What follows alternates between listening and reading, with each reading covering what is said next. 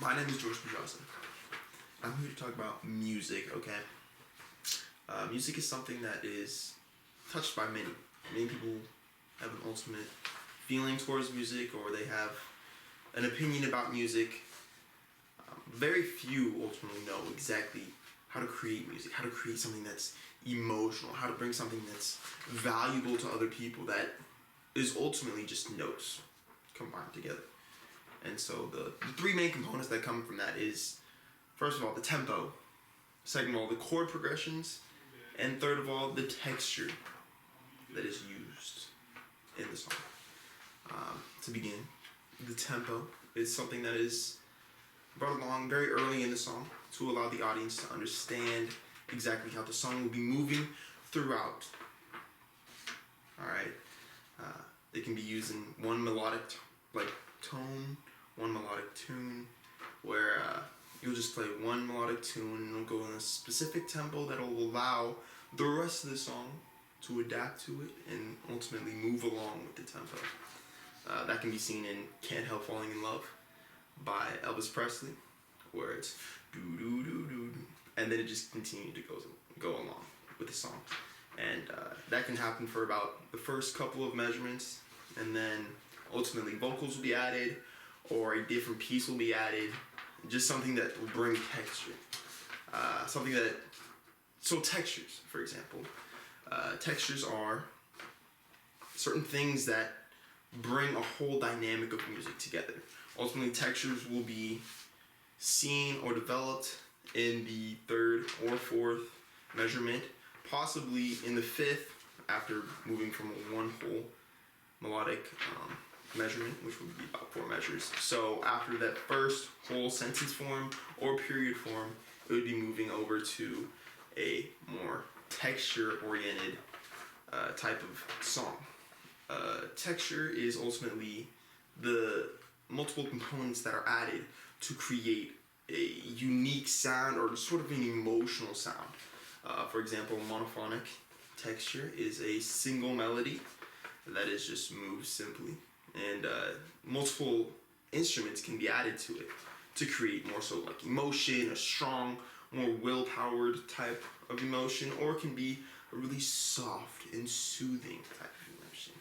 But that monophonic is definitely something that applies that. But a polyphonic is the use of multiple melodies and multiple instruments that will bring more so 2 different pathways that are moving in the same direction but not necessarily on the same path.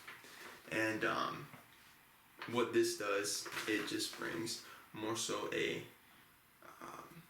unique tone to it. It's more so like an adventure. It's not necessarily, but like, you're finding the direct thing to be focused on. It's more so there's multiple things going on at the same time, and you ultimately have to adapt. This can be found in Harry Styles. It's Music for a Sushi Restaurant.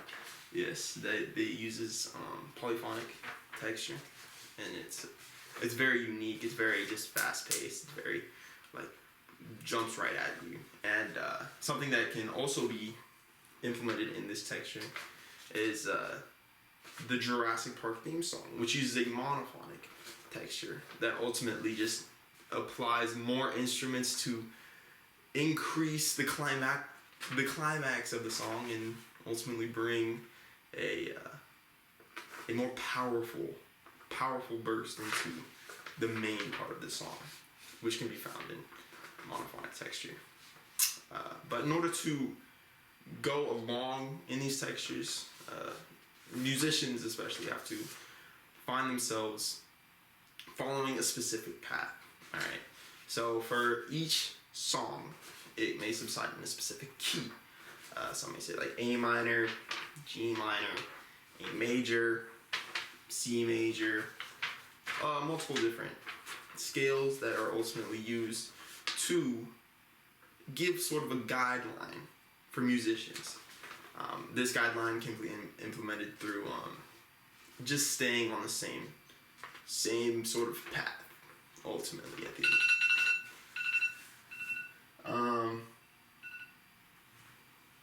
and this path ultimately, it just allows the musician to like stay in tune. So for example, the C major scale is all white keys on a piano, which is, it just goes all the way along, but it goes through the first 7. So it'll go C, D, E, F, G, A, B, and then go back to C. These will just allow it to be on the same page. It will not allow it to jump to anything different. Say you were to go to a, say, D flat chord. That would be out of the scale, out of the key. So therefore, it would be changing keys and going to a completely different scale.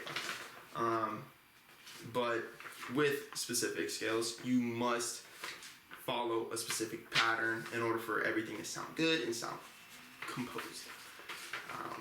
Overall, these things do create tons of emotion in songs and ultimately create the songs that we all know today. A lot of things can come through the sort of things that they place there, you know.